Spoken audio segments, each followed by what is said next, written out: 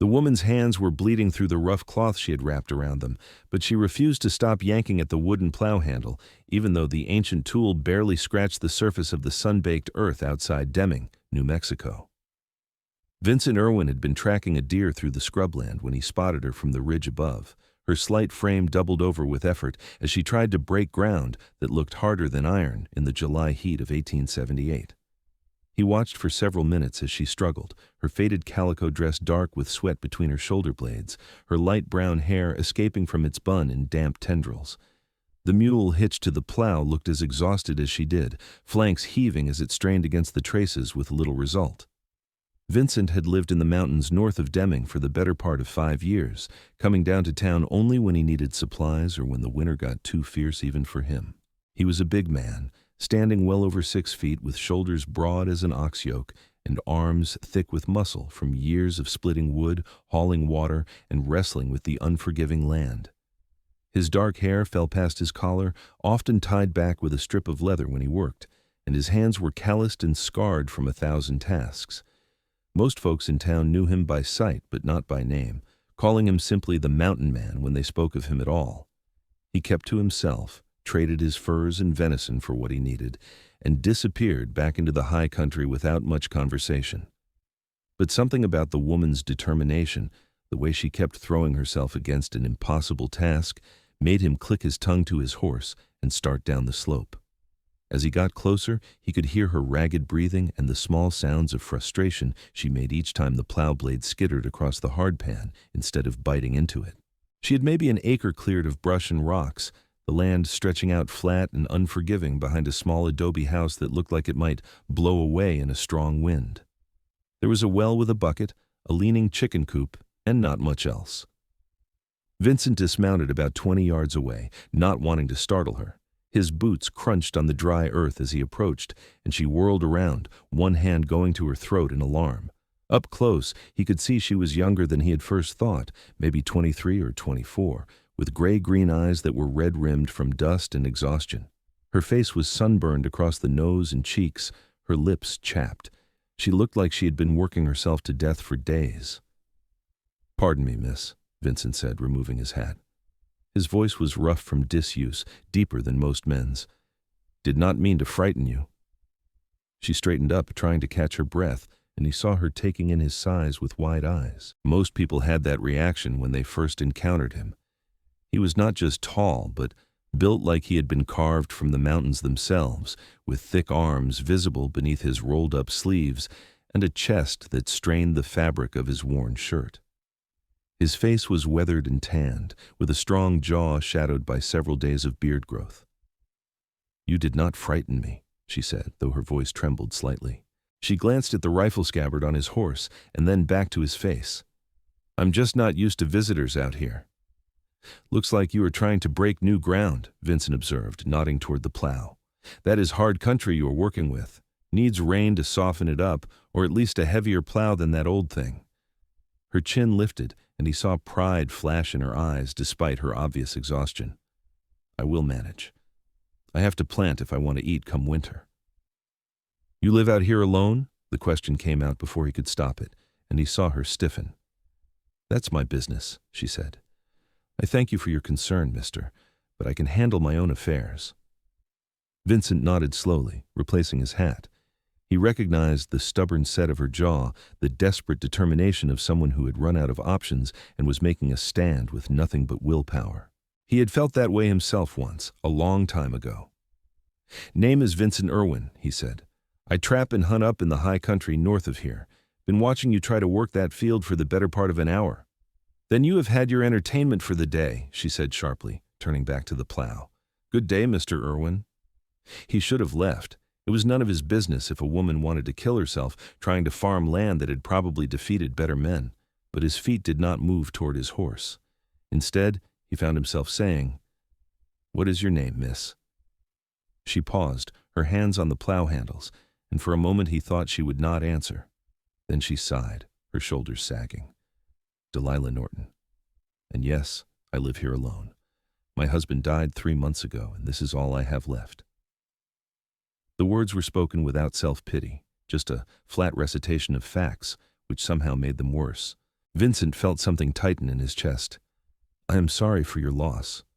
"So am I," Delilah said. She picked up the reins attached to the mule's harness. "But sorrow does not plow fields or plant corn, so if you will excuse me, I need to get back to work before I lose the light."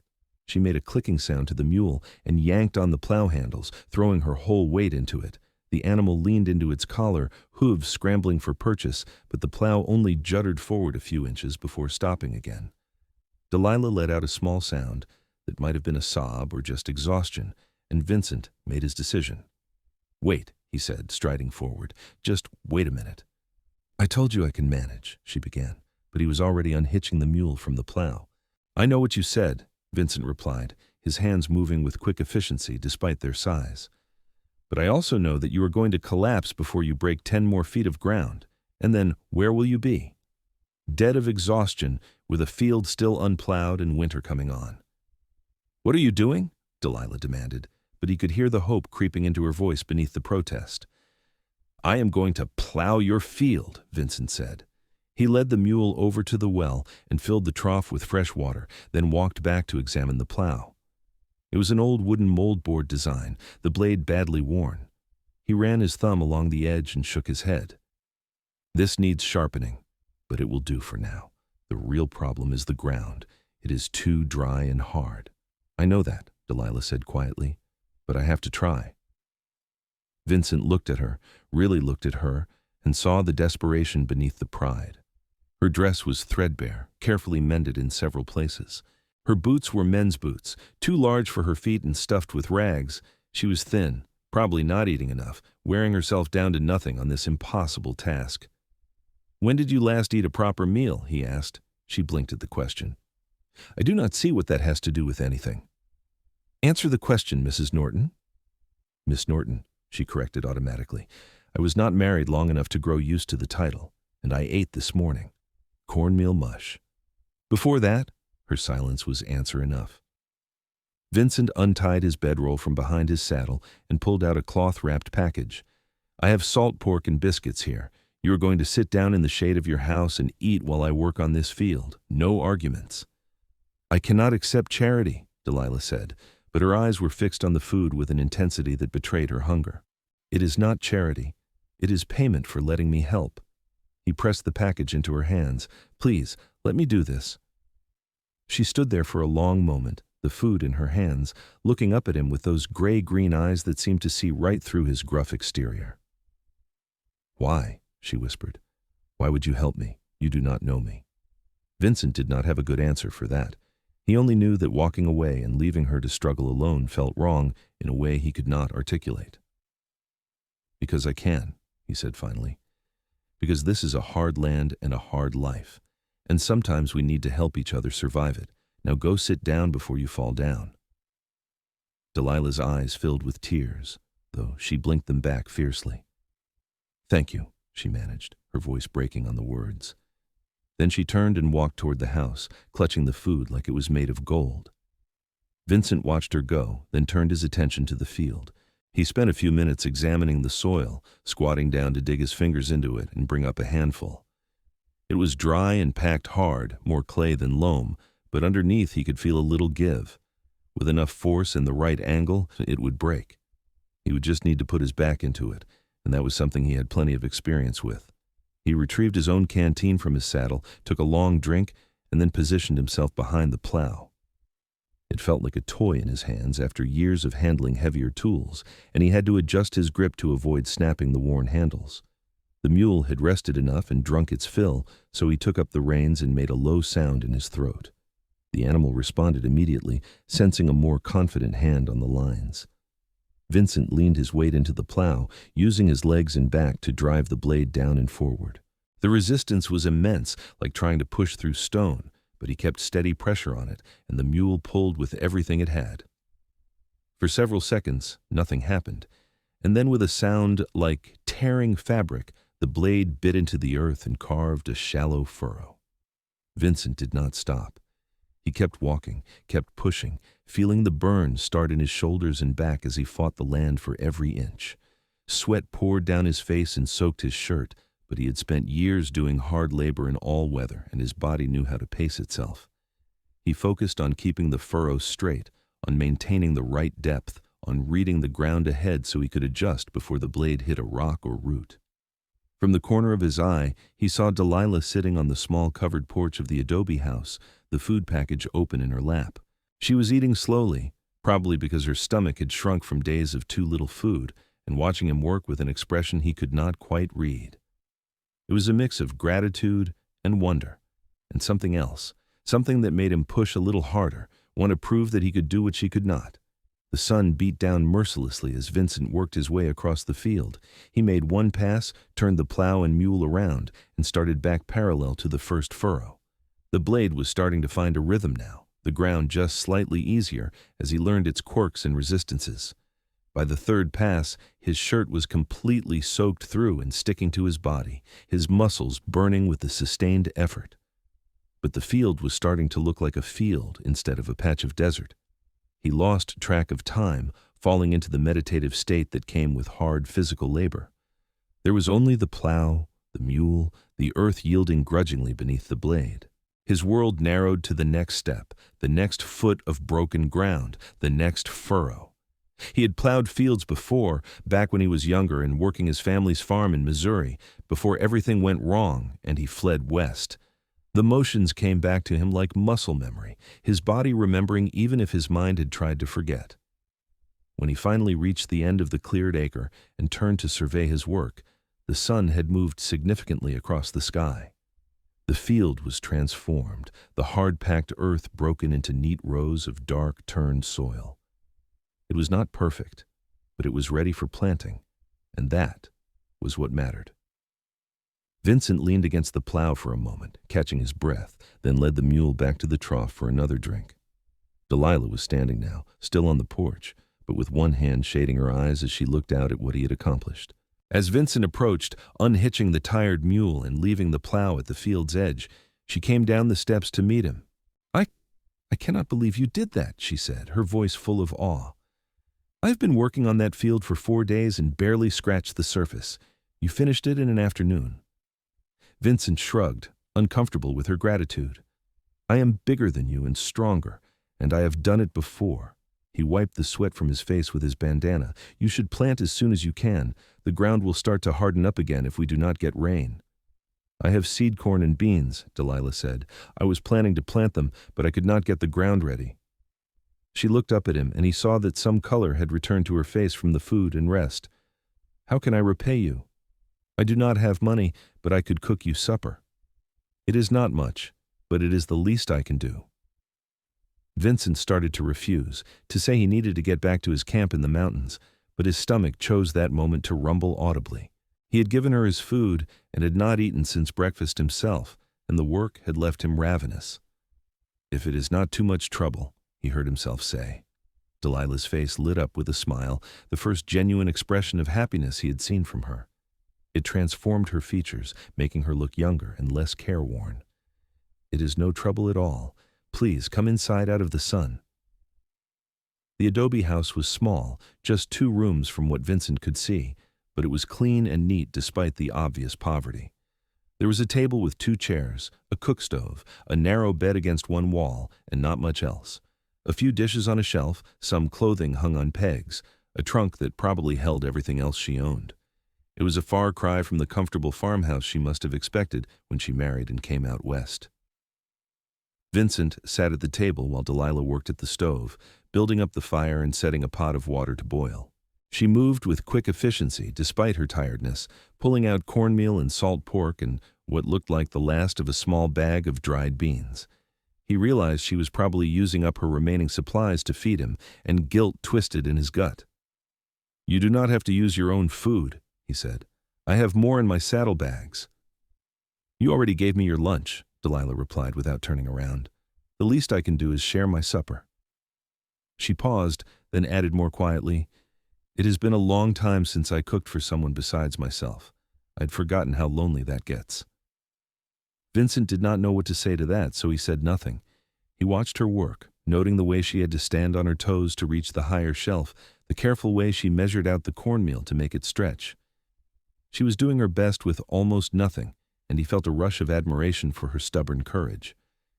"How did your husband die?" he asked, then immediately regretted the blunt question. "I'm sorry. That was rude of me." "No, it is all right," Delilah said. She stirred the pot, her back still to him. "He was thrown from his horse and broke his neck. It happened quickly. One moment we were riding out to check the boundary of our claim, and the next he was on the ground and I was screaming for help that would not come." Her voice was steady, but he could hear the pain underneath. "We had only been married 5 months. We came out from Ohio, full of dreams about making a life in New Mexico. He was a good man, just unlucky." "And you stayed," Vincent said, "alone out here." "Where else would I go?" She turned to face him, leaning against the counter. "I have no family back east, no money for passage even if I did. This land is mine, legally. If I can prove it up, file the proper claims, I will have something. A home, security, that is worth fighting for." Vincent nodded slowly. Ooh. He understood that drive, that need to carve out a place in the world that was yours and no one else's. It was what had driven him into the mountains, seeking solitude and independence after his own losses. "It is a hard fight for a woman alone." "It is a hard fight for anyone," Delilah countered. "But I'm not giving up. I cannot." She turned back to the stove, ladling out corn mush into 2 bowls and adding pieces of fried salt pork. "I just need to make it through this first year. Get a crop in, save some money, maybe buy a better plow and another mule. After that, it will get easier." She set the bowls on the table along with 2 spoons and a plate of the biscuits he had given her earlier, warmed on the stove. It was simple fare, but it smelled wonderful after his exertions, and Vincent dug in with appetite. Delilah ate more slowly, still careful with her shrunken stomach, but he noticed she finished everything in her bowl. They ate in comfortable silence for a while, the only sounds the scrape of spoons against tin and the occasional pop from the stove. As the edge came off his hunger, Vincent found himself studying Delilah more closely. She had a pretty face beneath the sunburn and exhaustion, with delicate features and expressive eyes. Her hands were small and fine-boned, not built for the brutal work she was forcing them to do. He wondered what her life had been like in Ohio before she married and came west.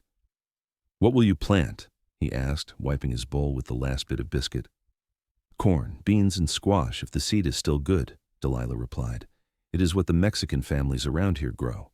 They call it the 3 sisters, because the plants help each other. The corn gives the beans something to climb, the beans add nutrients to the soil, and the squash spreads out to keep weeds down." "You have been doing your research," Vincent observed. She smiled slightly. "I've been asking questions at the general store in town whenever I go in for supplies. The owner's wife is Mexican, and she's been very kind about sharing what she knows." The smile faded.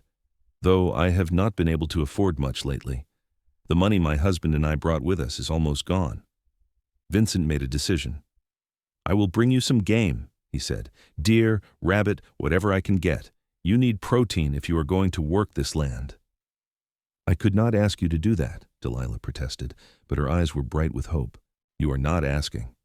I am offering." He stood, collecting the bowls to carry to the wash basin. "I hunt anyway.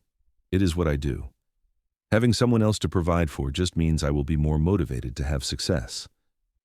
"Why are you being so kind to me?" Delilah asked softly, standing as well. "You do not owe me anything, and you have already done more than I could ever repay." Vincent rinsed the bowls in the basin, buying himself time to think about his answer. Why was he doing this? He had lived alone for 5 years, avoiding entanglements and complications, keeping human contact to the bare minimum. But something about this woman called to him, made him want to help in a way that went beyond simple charity. Maybe it was her determination, or her pride, or the way she refused to give up even when any sensible person would have. Or maybe it was just that he was tired of being alone, and here was someone who needed him. "I guess I see something of myself in you," he said finally, setting the clean bowls on the shelf. "Stubbornness, mainly. The refusal to quit even when the world is telling you that you should." He turned to face her. "And maybe I'm tired of living like a hermit in the mountains. Maybe helping you reminds me that there are still good things in the world worth fighting for." Delilah took a step toward him, close enough that he could see the flecks of gold in her gray-green eyes. She was so small compared to him, the top of her head barely reaching his shoulder, but there was a strength in her that had nothing to do with physical size. "Thank you, Vincent," she said, using his first name for the first time. "I was at the end of my rope when you showed up today. I do not know if I believe in miracles, but you appearing when you did feels pretty close." Her words made something warm unfurl in his chest, a feeling he had not experienced in so long he had almost forgotten what it was like. He wanted to reach out and touch her face, to smooth back the escaped strands of hair, to promise her that everything would be all right. But he held himself still, aware that he was a stranger, that his size and rough appearance might frighten her, that moving too fast would shatter this fragile connection. "I should head back to my camp," he said instead, his voice coming out rougher than he intended. "It is a few hours' ride, and I do not want to navigate the mountain trails in full dark." Disappointment flickered across Delilah's face, quickly masked. "Of course. Thank you again for everything." Vincent collected his hat and canteen, checking to make sure he had everything. At the door, he paused and looked back. "I will return in a few days with meat, and maybe I can help you plant the field. Make sure you get it done right." "I would like that," Delilah said softly. "I would like that very much." He nodded and stepped out into the evening air, which had cooled considerably as the sun dropped toward the horizon. His horse was grazing on the sparse grass near the well, and he swung up into the saddle with the ease of long practice. Delilah had followed him out and stood on the porch, one hand raised in farewell. Vincent touched his hat brim in response, then turned his horse toward the mountains. But as he rode away, he found himself looking back more than once, watching Delilah's small figure until distance, and the gathering dusk made her disappear from view. The ride back to his camp gave Vincent plenty of time to think about what he had done and what it might mean. He had lived alone by choice, cutting himself off from human connection after the tragedy that had driven him west. His family's farm in Missouri had burned down one night while he was in town, killing his parents and younger sister in their sleep. The fire had been ruled an accident, a toppled lamp, but Vincent had always wondered. They had been pressured by a wealthy neighbor who wanted their land, had received threats, and then that convenient fire, and the neighbor buying the property from Vincent for a fraction of its worth while he was still reeling from grief and shock. He had taken the money and run, unable to bear staying in a place that held so many memories. The guilt of being the only survivor, of not being there when his family needed him, had driven him into the wilderness. For 5 years he had lived with that guilt, using hard work and isolation to numb the pain. He told himself he was better off alone, that he did not deserve happiness or connection after failing his family so completely. But meeting Delilah had cracked something open inside him, let light into places that had been dark for too long. Her courage and determination reminded him that life went on, that there were still things worth fighting for beyond mere survival. And the way she had looked at him with gratitude and trust in something more made him want to be the man she saw instead of the broken wreck he believed himself to be. Vincent reached his camp well after full dark, navigating the last stretch by moonlight and memory.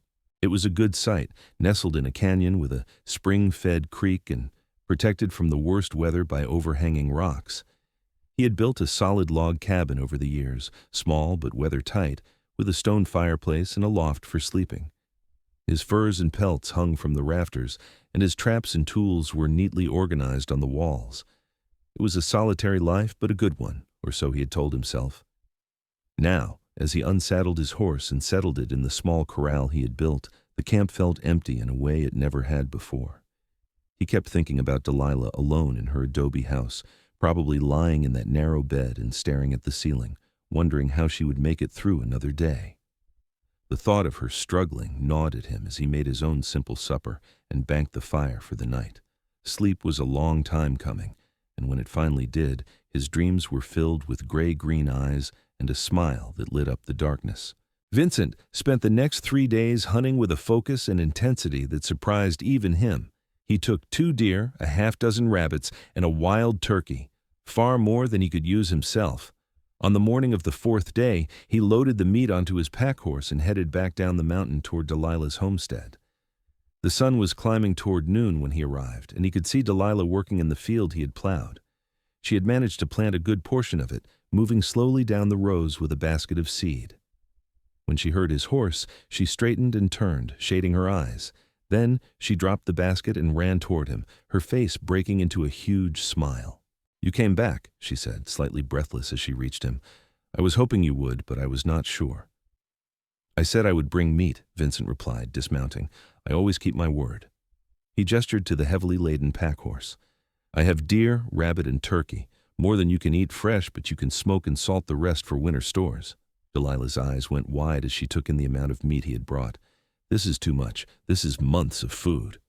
"Then you will not have to worry about going hungry while you establish your farm," Vincent said simply. He started unloading the meat, carrying it to the porch where it would be out of the sun. "Do you have a smokehouse?" "No, just the house," Delilah admitted, following him. "I've been making do with salting what little meat I could trade for."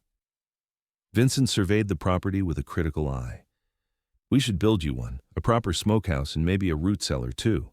You will need somewhere to store your crops when they come in." "We?" Delilah repeated, her voice small.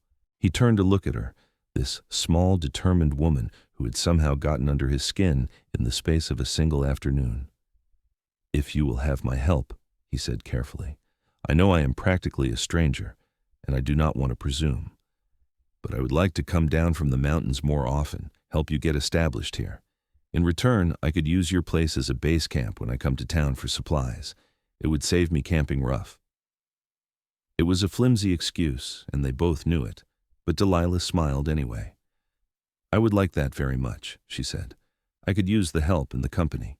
It gets lonely out here by myself." Relief flooded through Vincent, though he tried not to show it. "Then it is settled. Let me help you finish planting today, and tomorrow we can start on the smokehouse." They worked side by side for the rest of the afternoon, Vincent following behind Delilah with his own basket of seed, covering twice the ground in the same amount of time thanks to his longer legs. But he found himself deliberately slowing his pace to match hers, enjoying the companionable silence and the occasional comments she made about the land or the weather. She had a wry sense of humor that caught him by surprise, making him laugh more than once with her observations about the stubborn mule or the optimistic chickens scratching in the dirt. As the sun began its descent, they finished the last row and stood together surveying their work. The field looked good, neat rows of planted seed that would hopefully sprout in the next week or two if the weather held. Vincent felt a sense of satisfaction that went beyond the physical accomplishment. This was building something, creating life instead of just surviving.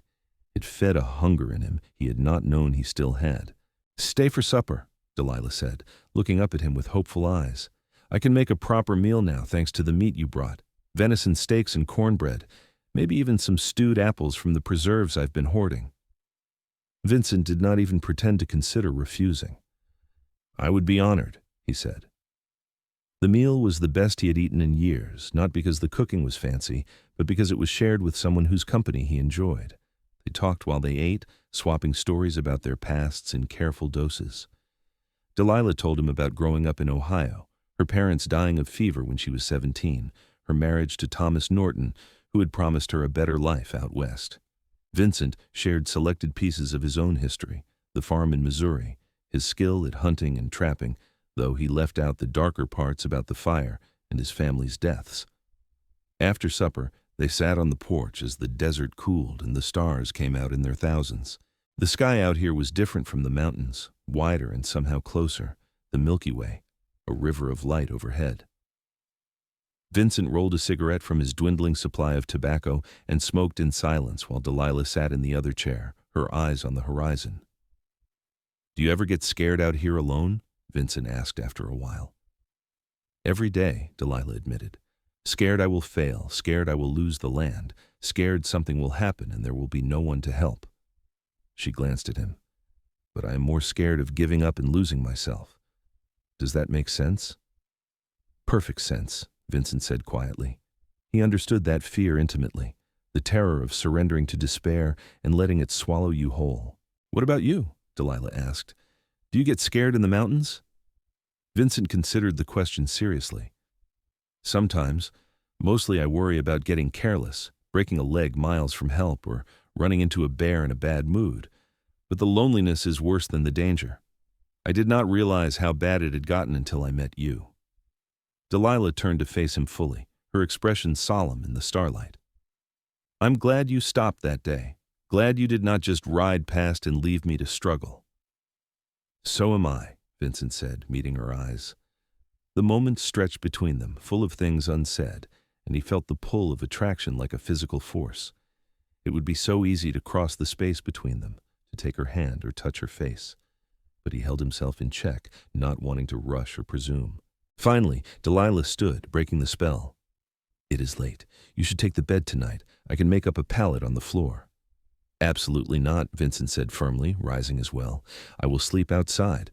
I have done it 1,000 times, and the weather is fine. I cannot ask you to do that." "You are not asking. I am telling you." He softened his tone. "Please, Delilah, let me be a gentleman about this at least." She smiled, shaking her head. "You are a stubborn man, Vincent Irwin." "Look who is talking," he shot back, and was rewarded with her laugh. Vincent made his bedroll under the overhang of the porch, comfortable enough with his saddle for a pillow and his blanket pulled over him. Through the thin walls of the adobe house, he could hear Delilah moving around, preparing for bed. Eventually, the sounds stopped, and he knew she had settled for the night. He lay awake for a long time, looking at the stars and thinking about how much his life had changed in just a few days. He had gone from a solitary existence to this, planning a future that included someone else, caring about what happened to another person. It was terrifying and exhilarating in equal measure. The next morning, Vincent woke with the dawn and immediately set about scouting for materials to build a smokehouse. He found a good spot about 30 yards from the main house, near enough to be convenient, but far enough that a fire would not be a danger. The structure did not need to be large, maybe 6 feet square, and tall enough for him to stand in. He would build it from adobe bricks, which Delilah could help make, with a wooden roof and a trench for the smoke to travel from an outside fire pit. When Delilah emerged from the house, rubbing sleep from her eyes, she found Vincent already mixing mud and straw in a wooden frame. "You started without me," she said, but she was smiling. "Could not sleep," Vincent admitted. "Too many plans in my head." They spent the morning making adobe bricks, mixing earth and water and straw in the right proportions, then pouring the mixture into wooden molds to dry in the sun. It was messy work, and they were both covered in mud before long, but there was something satisfying about it. Vincent found himself laughing at the mud smeared across Delilah's nose, and she retaliated by flicking a handful of wet adobe at him. "Did you just throw mud at me?" Vincent asked in mock outrage. "I might have," Delilah said, her eyes dancing with mischief. Vincent scooped up his own handful and advanced on her slowly. "You realize this means war." She shrieked and ran, but he caught her easily with his longer legs, painting a streak of mud down her arm. She retaliated by smearing some across his chest, and for a few minutes they tussled like children, laughing and breathless. Finally, Vincent caught both her wrists in one of his large hands, holding her still. "Truce?" he asked, grinning down at her. "Truce," Delilah agreed, still giggling. Then her laughter faded as she became aware of how close they were standing, his hands on her wrists, her body nearly pressed against his. The air between them seemed to thicken, charged with possibility. Vincent released her wrists slowly, his fingers trailing over her skin. "Sorry," he murmured, got carried away. "Do not apologize," Delilah said softly. "I liked it. I have not laughed like that in a long time." They stood there for another heartbeat, eyes locked, and then Delilah stepped back. "We should get cleaned up and make more bricks. At this rate, it will take a week before we have enough to build with." Vincent nodded, not trusting his voice. The feel of her skin under his hands, the sound of her laughter, the way her eyes had darkened when she looked at him, all of it was seared into his memory. He wanted more of it, wanted everything, but he forced himself to be patient. Over the next several days, they fell into a comfortable routine. Vincent would wake early and check his snares, often coming back with rabbits or quail. They would work together on whatever project needed doing, the smokehouse, a reinforced chicken coop, repairs to the roof of the house. In the afternoons, they tended the field, watching for the first green shoots to appear. Evenings were spent cooking and eating together, then sitting on the porch and talking as the stars came out. Vincent learned that Delilah loved to read but had only 3 books, which she had read dozens of times. He learned that she sang while she worked, old hymns and folk songs, her voice sweet and clear. He learned that she was afraid of snakes, but fascinated by the lizards that sunned themselves on the rocks. He learned 100 small things about her, each one adding to the picture of a complex, intelligent, brave woman who was slowly stealing his heart. Delilah learned that Vincent was quieter than he seemed, that his gruff exterior hid a gentle soul. She learned that he whittled small animals from scraps of wood when his hands needed something to do. She learned that he had a deep laugh that came from his chest, and a smile that transformed his weathered face. She learned that he was unfailingly kind to animals, and that he treated her with a respect many men would not show a woman. She learned that she was falling in love with him, and did not know what to do about it. The smokehouse was finished 2 weeks after Vincent had first arrived. It was a solid structure, the adobe walls thick and the roof tightly thatched. Vincent dug the trench and lined it with stones, creating a path for smoke to travel from the fire pit into the interior of the building. They tested it with a small fire, watching as smoke filled the interior and leaked out through the gaps near the roof, exactly as designed. "It is perfect," Delilah said, clasping her hands together in delight. "Now I can preserve all that meat you brought and anything else we catch." "We make a good team," Vincent observed, and was pleased to see her blush. That evening, as they celebrated the completion of the smokehouse with a special supper of roasted turkey and the last of Delilah's hoarded vegetables, Vincent made a decision. He had been coming to it gradually over the past 2 weeks, but now he was certain. He did not want to leave Delilah alone anymore.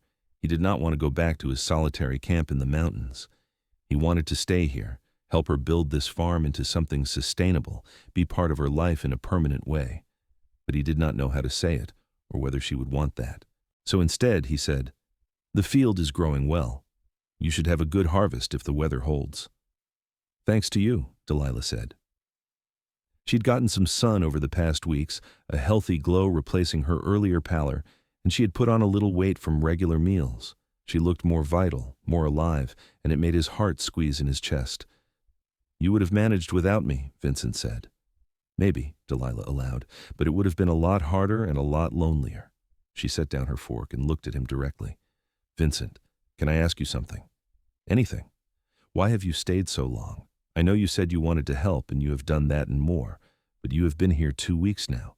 Do not you need to get back to your trapping?" Vincent took a deep breath. This was the moment, the chance to be honest about what he wanted. "The truth is, I do not want to leave. I like being here. I like working with you, eating with you, just sitting and talking at the end of the day. I have been alone for 5 years, and I did not realize how much I was missing until I met you." Delilah's eyes were bright with emotion. "I do not want you to leave either," she whispered. "I've been dreading the day you would say you had to go back to the mountains. These past 2 weeks have been the happiest I have been since Thomas died, maybe even before that." "Then I will stay," Vincent said simply. "If you want me to. I can help you work the farm, hunt to keep us fed, build whatever needs building. We can be partners in this." "Partners," Delilah repeated, and he could hear the question in her voice.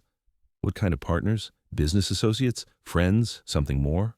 Vincent stood and came around the table, kneeling beside her chair so they were at eye level. "I care about you, Delilah, more than I have cared about anyone in a long time. I'm not good with words, and I know I'm rough around the edges, but I would like the chance to court you proper, to see if what I feel and what I hope you feel is real and lasting." Tears spilled down Delilah's cheeks, but she was smiling through them. "I feel it too," she said, reaching out to cup his bearded face with her small hand. "I tried not to because it seemed too soon after Thomas, too fast. But I cannot help it. You make me happy, Vincent. You make me feel safe and cared for and alive." Vincent turned his head to press a kiss to her palm, his heart thundering in his chest. "Then let me stay. Let me court you and help you and be part of your life." "Yes," Delilah said, and then she leaned forward and kissed him. It was a gentle kiss, tentative and sweet, but it sent fire through Vincent's veins.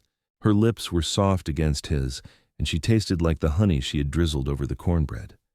He cupped the back of her head with one large hand, deepening the kiss slightly, and she made a small sound of pleasure that nearly undid him.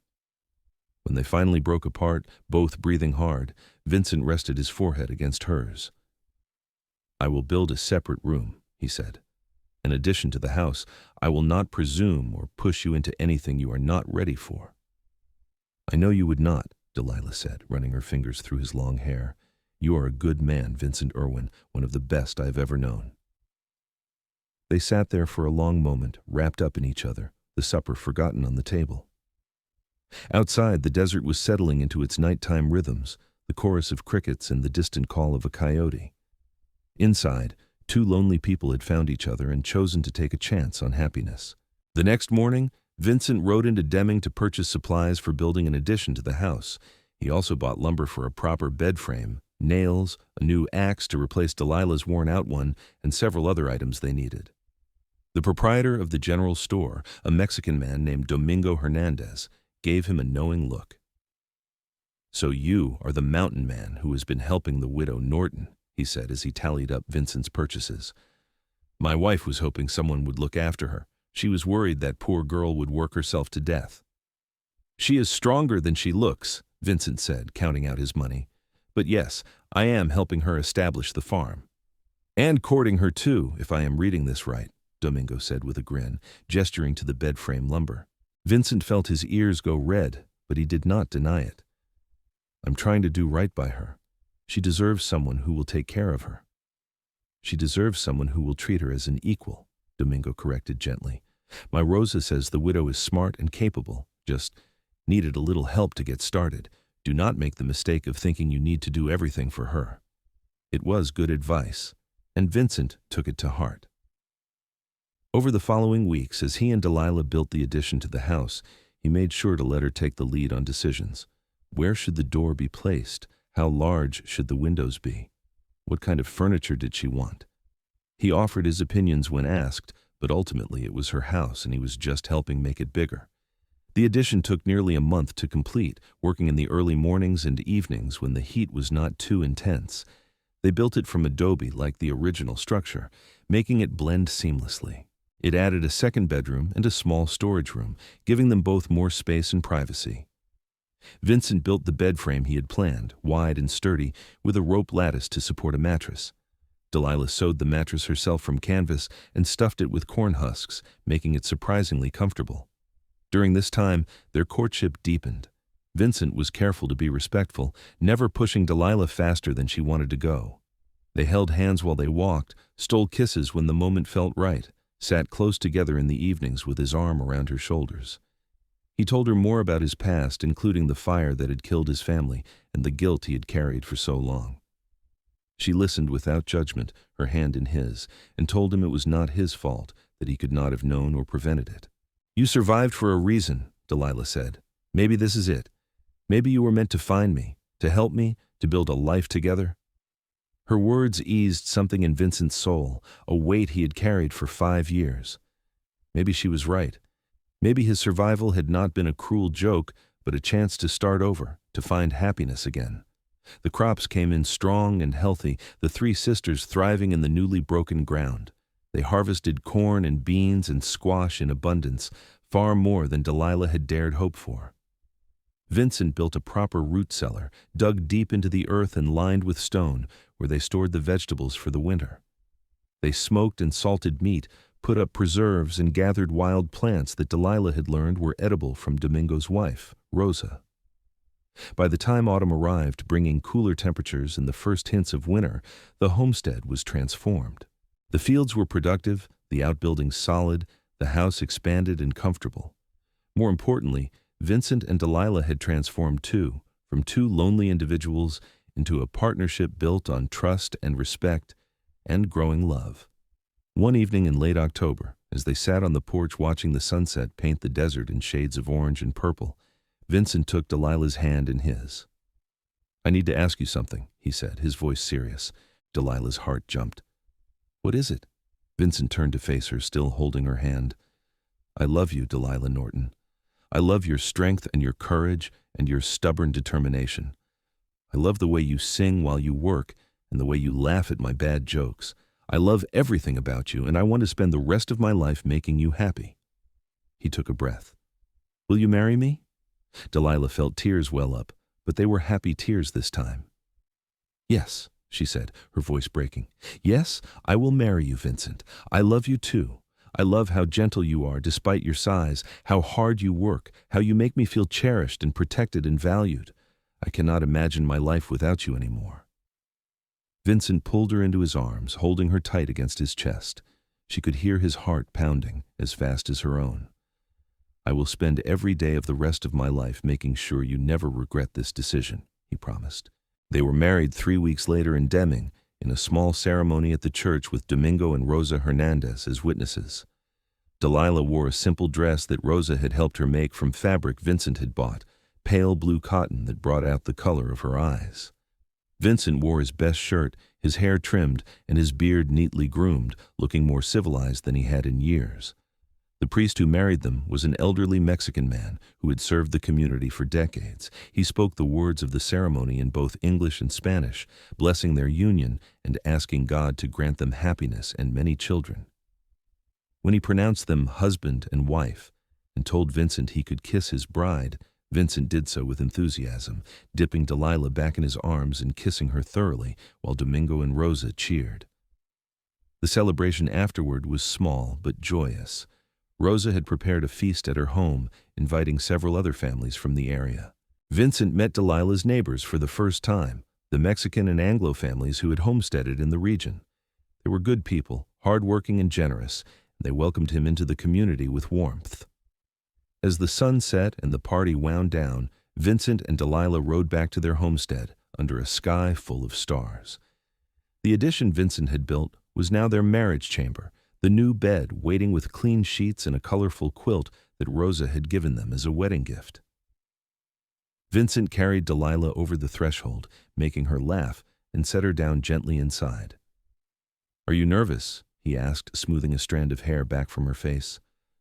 "A little," Delilah admitted. "But mostly I'm happy. This feels right, Vincent. Us together, building a life." "It does," he agreed. He cupped her face in his large, calloused hands and kissed her gently. "I will be gentle," he promised. "We have all the time in the world."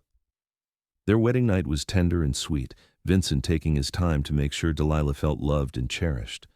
She had been married before, but Thomas had been young and inexperienced, their intimacy more awkward than passionate. Vincent was older, more patient, and he worshipped her body with a reverence that made her feel beautiful and desired. Afterward, they lay tangled together in the new bed, Delilah's head on Vincent's broad chest, his arms wrapped securely around her. "I never thought I would be this happy again," Delilah whispered into the darkness. "After Thomas died, I thought I had used up my chance at love." "Me too," Vincent said, pressing a kiss to the top of her head. "After my family died, I convinced myself I did not deserve happiness. But you changed that. You made me want to live again instead of just exist." "We saved each other," Delilah said simply. "Yes," Vincent agreed. "Yes, we did." Their first winter together was mild by mountain standards, but still challenging. There were days when the wind howled across the desert and the temperatures dropped below freezing at night, but the house was solid and warm and they had plenty of food stored up. Vincent spent the coldest months maintaining their equipment, repairing anything that needed fixing, and planning improvements for the coming year. Delilah discovered she was pregnant in late January, and the news filled them both with joy and a little trepidation. They would be bringing a child into a hard land, but they would do it together, and that made all the difference. Vincent became even more protective, insisting that Delilah not overwork herself, taking on the heavier chores without complaint. She let him fuss, knowing it was his way of showing love, but she also made sure he understood she was not fragile. "Women have been having babies for thousands of years," she reminded him when he tried to stop her from hoeing the garden. "I am not going to break." "I know," Vincent said, but he looked worried. "I just want to make sure nothing happens to you. I cannot lose you, Delilah." She set down the hoe and took his face in her hands, making him look at her. "You are not going to lose me. I am strong, and I have you to take care of me. Everything is going to be fine." He believed her because he had to, because the alternative was unthinkable. And as the months passed and Delilah's belly grew round with their child, his fear gradually transformed into excitement.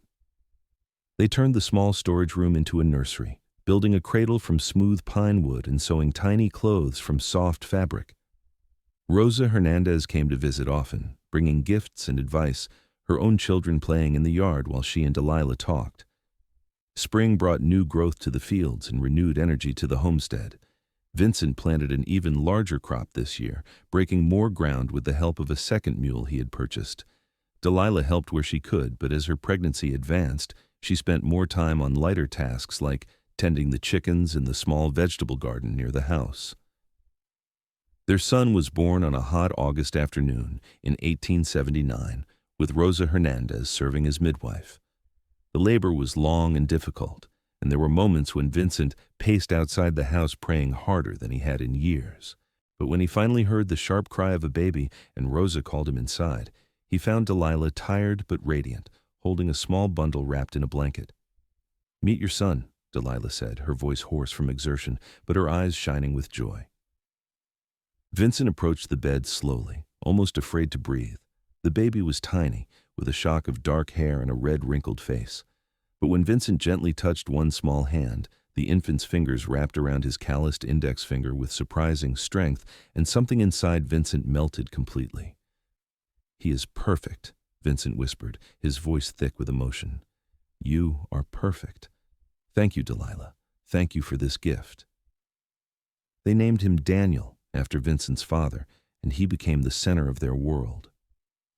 Vincent had never imagined himself as a father, but he took to it with the same dedication he brought to everything else. He was gentle with the baby despite his size, his large hands surprisingly deft at changing diapers and soothing cries. He sang to Daniel in a low rumble, old songs from his childhood, and carried the baby in a sling against his chest while he worked. Delilah watched her husband with their son and fell even more deeply in love. She had known Vincent was a good man, but seeing him as a father revealed depths of tenderness she had only suspected. He was protective, but not overbearing, strong, but gentle, and he loved their child with a fierceness that took her breath away. As Daniel grew from an infant to a toddler, the homestead continued to prosper. They had good harvests year after year, selling their surplus in Deming and slowly building up capital. Vincent used the money to make improvements, buying better equipment, more livestock, and eventually purchasing the adjacent land claim when the previous owner gave up and moved back east. Their second child, a daughter they named Violet after Vincent's mother, was born 2 years after Daniel. She had her mother's gray-green eyes and her father's strong constitution, a sunny, natured baby who rarely cried. Daniel was fascinated by his little sister, hovering near her cradle and bringing her treasures he found in the yard, smooth stones and bird feathers. Life settled into a rhythm of work and family, seasons passing in the eternal cycle of planting and harvest. Vincent never returned to his solitary camp in the mountains. Instead, he built his life here on the desert floor with Delilah and their growing family. The small adobe house expanded over the years, adding more rooms as they needed them, becoming a true home filled with laughter and love. On their 5th wedding anniversary, Vincent and Delilah stood together in the field where they had first met, watching the sunset over land they had transformed through hard work and determination. Daniel was playing nearby with Violet, the children's laughter carrying on the evening breeze. "Do you ever regret it?" Delilah asked, leaning against Vincent's solid warmth. "Giving up your life in the mountains to settle here?" Vincent wrapped his arm around her, pulling her close. "Not for a single second. That was not a life. It was just existence. This, what we have built together, this is living. You and the children are everything I never knew I needed." "I was dying when you found me," Delilah said softly. "Not just physically, though I was close to that too, but inside, in my spirit. I had given up hope. And then you appeared, this mountain of a man with the gentlest heart, and you saved me in every way a person can be saved." "We saved each other," Vincent corrected, echoing her words from their wedding night. "I was dying inside too, drowning in guilt and loneliness. You gave me a reason to live again, to love again, to believe I deserved happiness." They stood in comfortable silence, watching their children play in the golden light. The field stretched out behind them, row upon row of healthy crops swaying in the breeze. The homestead was thriving, the outbuildings solid and well-maintained, the livestock fat and healthy. It was everything they had worked for, everything they had dreamed of when they were young and struggling. "Thank you," Delilah whispered, turning to look up at her husband. "Thank you for stopping that day. Thank you for plowing my field when I could not. Thank you for staying and building this life with me." Vincent bent to kiss her, a gentle press of lips that still made her heart flutter even after 5 years of marriage. "I would do it all again in a heartbeat," he said. "Every single moment, every struggle, every triumph. It all led me to you, and that makes it worthwhile."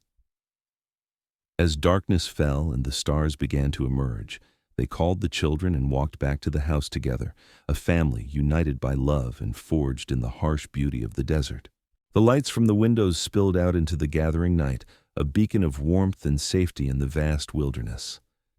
Vincent lit the lamps while Delilah prepared supper, their movements synchronized from years of working together.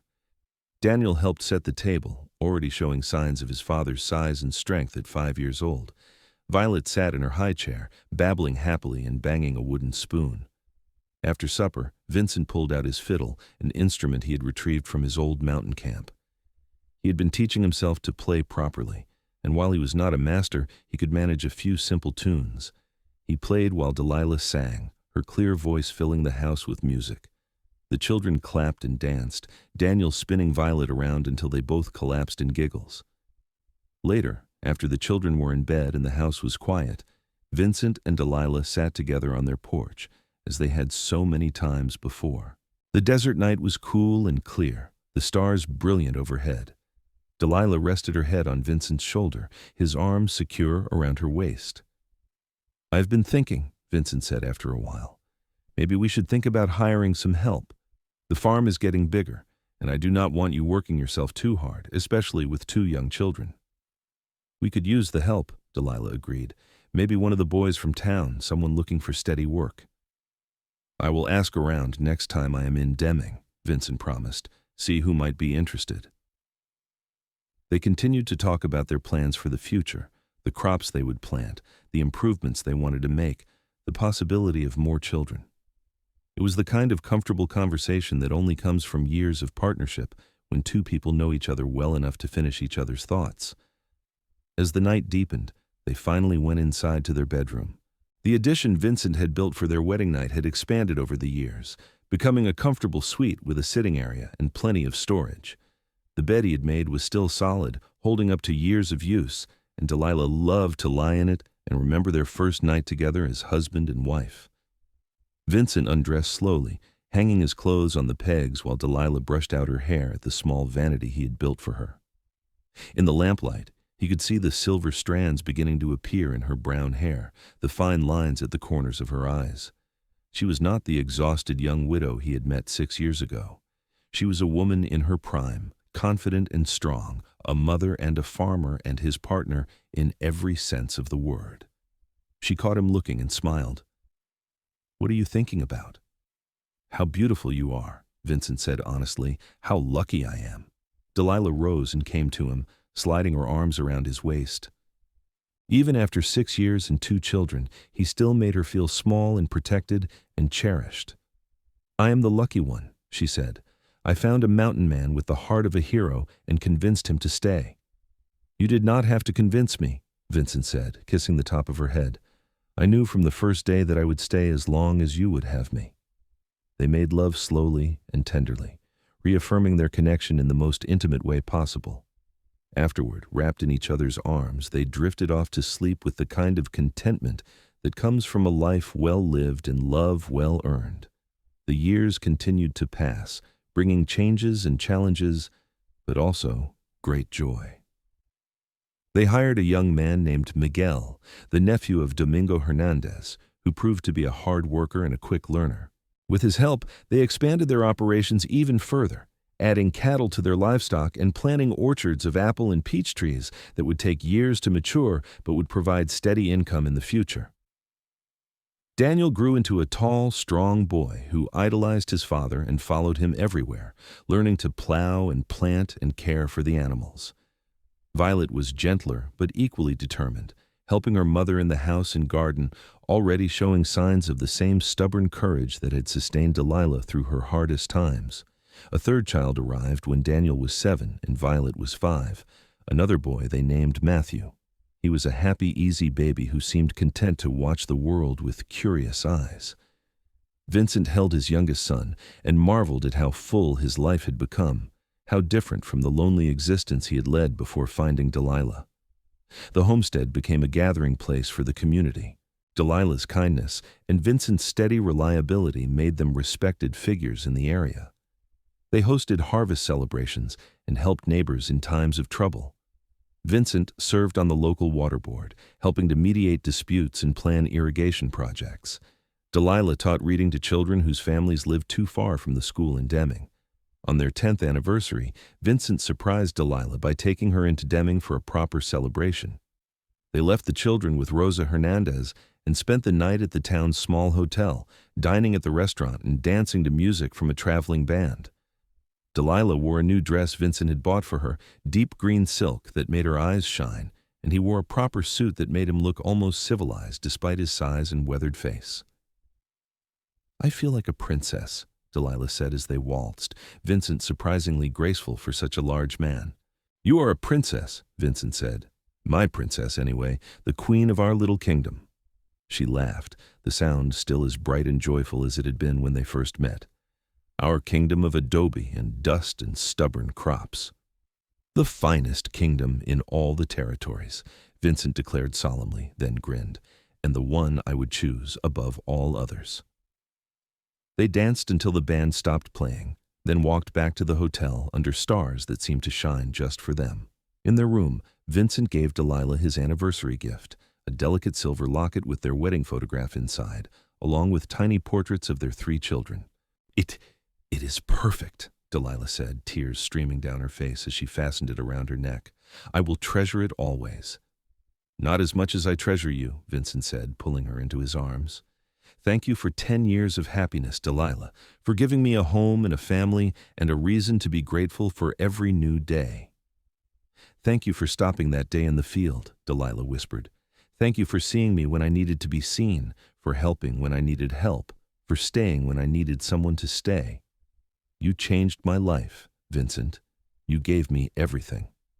They spent the night celebrating their love and their partnership, the bond that had only grown stronger over a decade of shared struggles and triumphs. In the morning, they collected their children and rode back to the homestead, back to the life they had built together from nothing but determination and love. More years passed, each one adding its own stories and memories to the tapestry of their lives. Daniel grew into a young man, tall and strong like his father, with the same quiet competence. Violet became a beautiful young woman, inheriting her mother's grace and her father's protective instincts toward those she loved. Matthew showed signs of being the scholar of the family, always reading when he could escape his chores, fascinated by learning. Vincent's hair turned silver at the temples, his face more lined but his body still strong from a lifetime of hard work. Delilah developed a few more wrinkles around her eyes, laugh lines from years of happiness, and her hands grew calloused and capable from decades of farm work.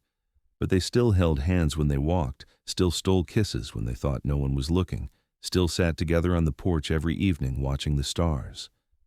The homestead became a true ranch, several hundred acres of productive land with a solid house, multiple outbuildings, healthy livestock, and mature orchards.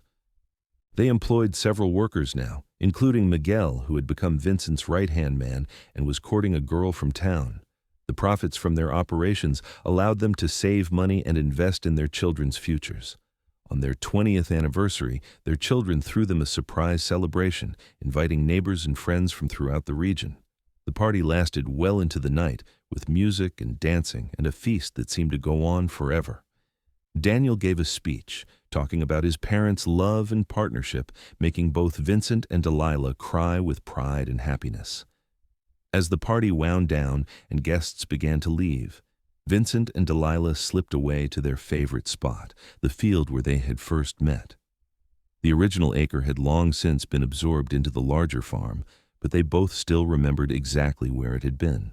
20 years, Delilah marveled, leaning against Vincent. Has it really been that long? Best 20 years of my life, Vincent said, and hopefully just the first of many more to come. I love you, Vincent Irwin, Delilah said, looking up at him.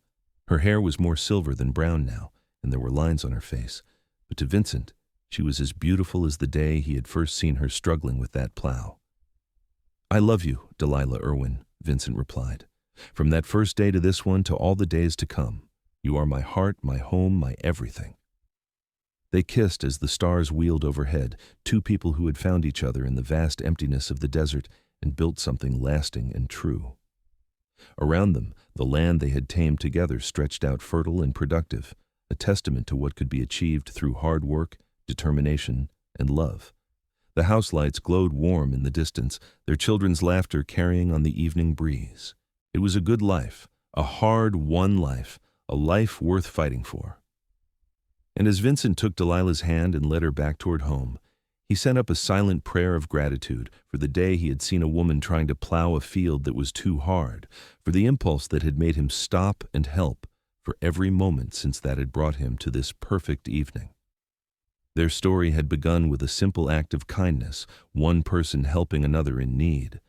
But it had become so much more than that. It had become a love story for the ages, a tale of two broken people who found wholeness in each other, who built a life from dust and dreams and refused to give up even when the odds were against them. As they walked back to the house hand in hand, Vincent and Delilah knew that whatever challenges the future might bring, they would face them together, just as they had faced everything else. Their love was the foundation on which everything else was built, strong and enduring as the desert itself. The years ahead would bring more changes. Daniel would eventually take over much of the ranch operations, allowing Vincent to slow down as age caught up with his body. Violet would marry a teacher from town and start her own family. Matthew would go to university, the first in their family to do so, though he would return to help manage the business side of the ranch. But through it all, Vincent and Delilah remained the heart of the family, the example of what love and partnership could achieve. They grew old together, their hair turning white, their bodies gradually giving up the strength that had sustained them through decades of hard work. But their love never diminished, never faded, burning as bright in their 80s as it had in their 20s. Vincent lived to see his grandchildren and great-grandchildren playing in the yard of the ranch he had helped build. He lived to see the homestead become one of the most successful operations in the region. He lived to hold Delilah's hand through countless sunrises and sunsets, through seasons of plenty and seasons of struggle. And when he finally passed in his sleep at the age of 87, with Delilah beside him in the bed he had built with his own hands half a century earlier, his last words were of gratitude. Gratitude for the woman who had given him everything, for the life they had shared, for every moment of joy and sorrow and simple contentment. Delilah followed him 3 months later, her heart broken by the loss of her partner of over 50 years. She was buried beside him on a hill overlooking the ranch, under the endless desert sky they had both loved.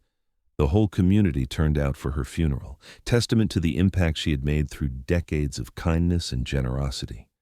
Their children and grandchildren continued the ranch, each generation adding their own touches, but never forgetting the foundation that Vincent and Delilah had laid. The story of how they met became family legend, told and retold to each new generation. The mountain man who saw a woman struggling with a plow and stopped to help. The widow who was determined to survive against all odds. Two lonely people who found each other and built something extraordinary. And on quiet evenings when the desert wind whispered through the orchards and across the fields, some said you could still feel their presence, still sense the love that had transformed a harsh land into a home. The ranch stood as their monument, but their true legacy was simpler and more profound. They had loved each other completely, supported each other absolutely, and built a life together that endured long after they were gone.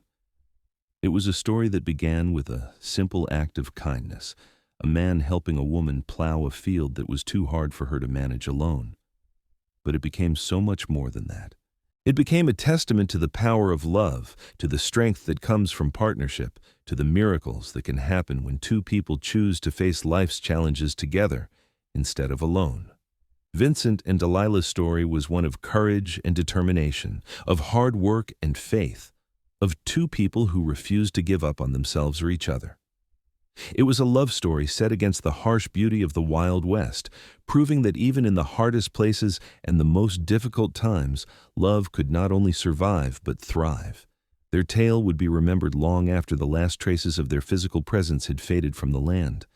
because some stories transcend time and place, speaking to something universal in the human heart. The story of Vincent and Delilah was one of those tales, a reminder that we are never truly alone as long as we open our hearts to the possibility of connection, that our greatest strengths are often found in our willingness to help others and accept help in return. And so their story ended, not with sadness, but with celebration, not with loss, but with gratitude for lives well lived and love well shared. They had started with nothing but determination and each other, and they had built an empire of the heart that would endure for generations. It was, in the end, the best kind of story, one with a truly happy ending earned through struggle and sacrifice and the unshakable belief that together, anything was possible.